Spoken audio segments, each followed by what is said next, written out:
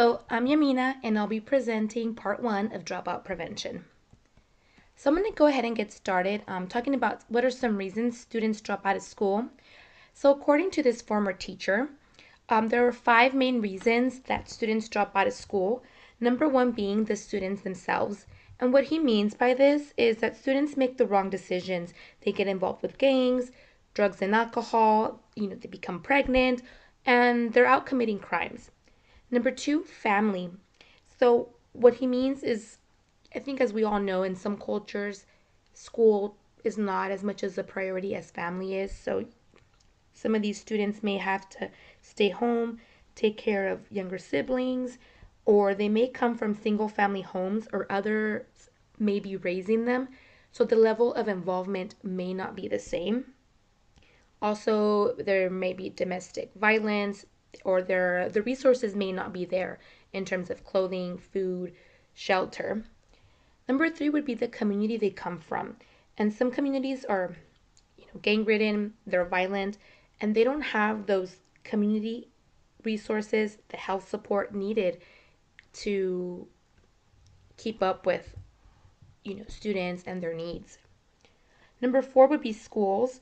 So some schools and some administrations, they suspend students for minor infractions such as talking back to the teacher. So instead of working with the student, they work against the student. Also, some schools, due to the funding, they may not have the funds for computers, for books, even for maybe instructional aids, resources needed in order, for students to succeed in school. And number five, the teachers they have. So, according to this former teacher, 46% of new teachers leave within 5 years. And when asked why, they say they were not prepared. They were not fully prepared to work in difficult schools, and they didn't have the support they needed from their supervisors. And so, for the interview, I interviewed a former counselor of mine, my high school counselor, and she's was a counselor for a long time.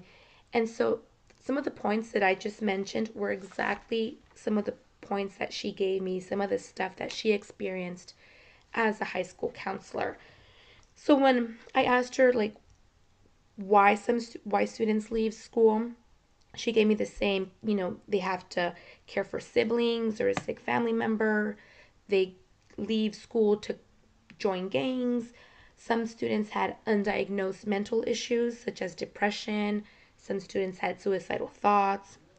Other students didn't have enough credits. They never took school seriously, and they just did not have enough credits to continue. Other students didn't have a group of friends. They didn't quite fit in, and so they just felt that there was no point in staying in school. So we're going to move on to what are some indicators. So clearly poor attendance would be one, number of transfers, low scores, number of suspensions, of course, pregnancy or teen parent, and your family status, like I previously mentioned. When I asked her kind of what the steps were to keep students in school, keep them from dropping out, she said that first you would have to identify the students in need. Sometimes the teachers would identify the student. Sometimes, even other peers would identify the student, attendance clerks, proctors, custodians. I think anyone that saw red flags would consult with the counselor. They would also do a grad check to see where the students were at in terms of graduating. They would look at their cueing files for patterns. They would talk to the student and try to, get a better sense of what was going on with them to determine, why it is they were maybe falling behind. And they would present them with options to stay in school, such as continuation school, independent study, adult school, online courses, or after school classes. She said as a team, they would really try to keep these students in school. So let's look at the dropout rate in California. So in the 2009-2010 school year, the dropout rate was 16.6%, and it dropped to 10.7% in the 2014-2015 school year. In 2014-2015, African Americans had the highest dropout rate with 18.8%. Sorry. Nationally, the dropout rate was 12.1% in 1990, and in 2014 it dropped to 6.5%. Nationally, Hispanics had the highest dropout rate at 10.6% in 2014. So this is it for my part. Stay tuned for part 2. Thank you.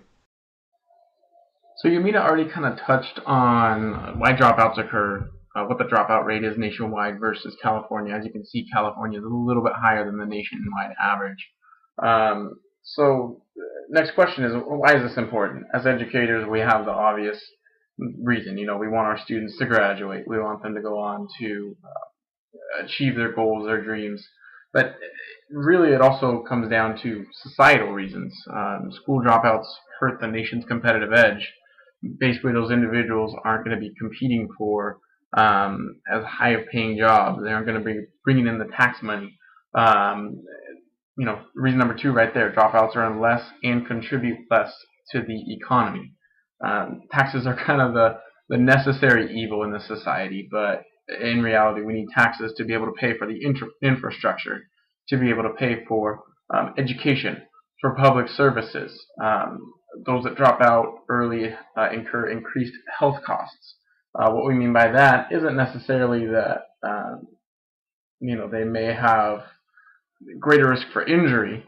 However, they may not have a job that provides the health care. They may not have a job that can give them the benefits necessary. So those then become part of the public burden in a sense.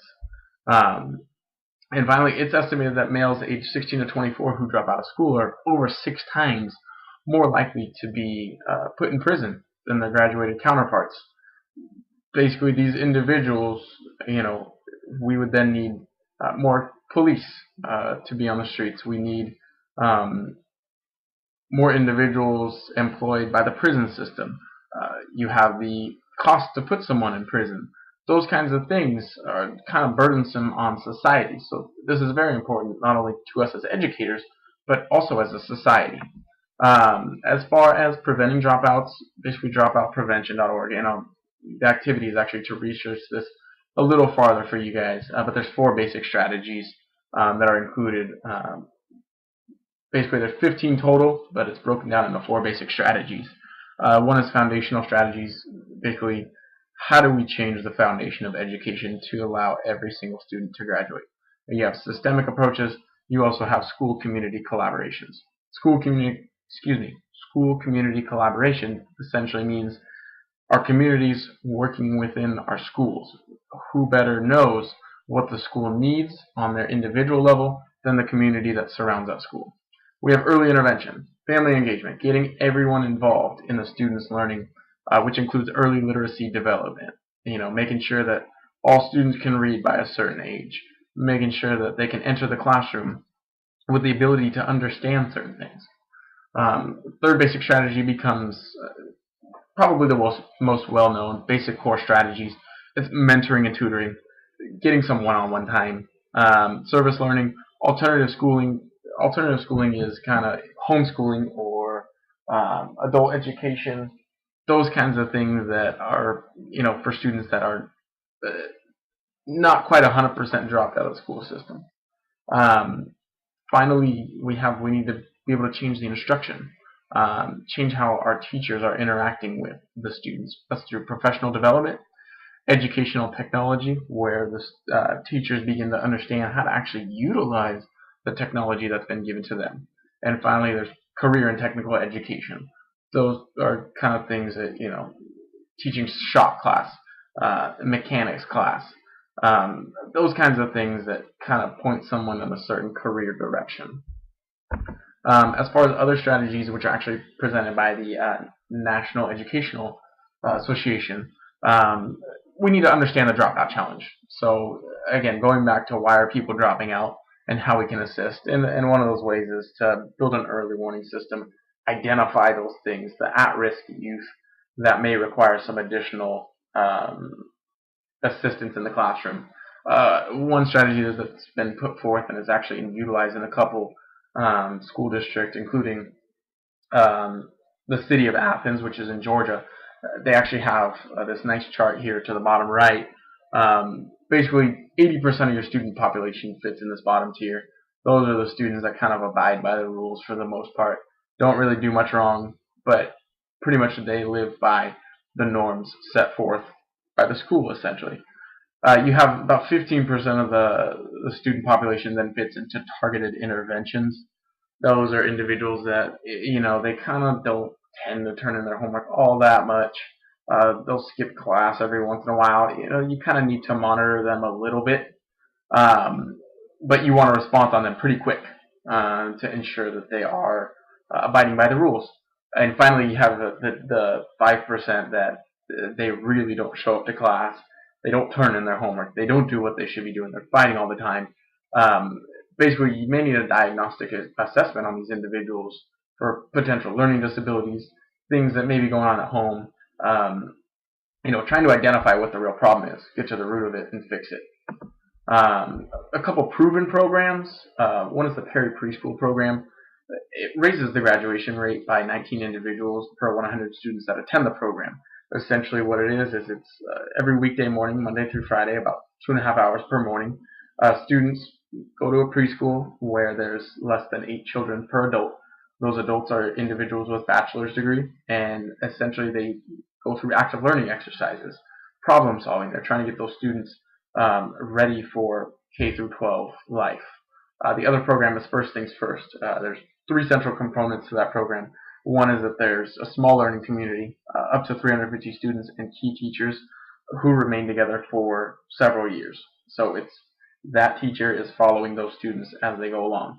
The second component is family advocacy. Basically, each student is assigned one of those teachers who will meet with them. They monitor their progress, and they actually work with the family of the student to make sure that they're involved in the success of the student.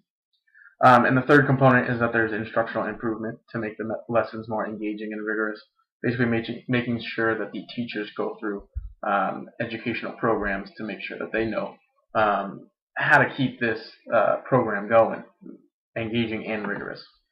As far as what we saw as limitations, there truly are very few programs intended for those individuals who have already dropped out of school.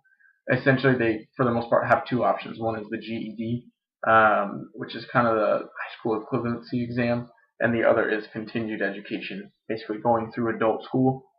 A lot of these individuals who drop out do so at a fairly young age, and so they need to have some programs available to them so that they can actually come back into the school once they, I guess, in a sense, realize that they need the education in order to achieve their goals in life. We do have an activity for you, as kind of referenced earlier. Basically, review the 15 dropout prevention effective strategies that are on dropoutprevention.org. Identify which of the 3 you feel would be most effective. You can do it within your community or at a global level, and why those are you feel the most effective. There's a Padlet available on Blackboard that'll be posted on this assignment. These are our resources that we were able to utilize. We hope you guys enjoyed our presentation, and looking forward to seeing the responses to the blog.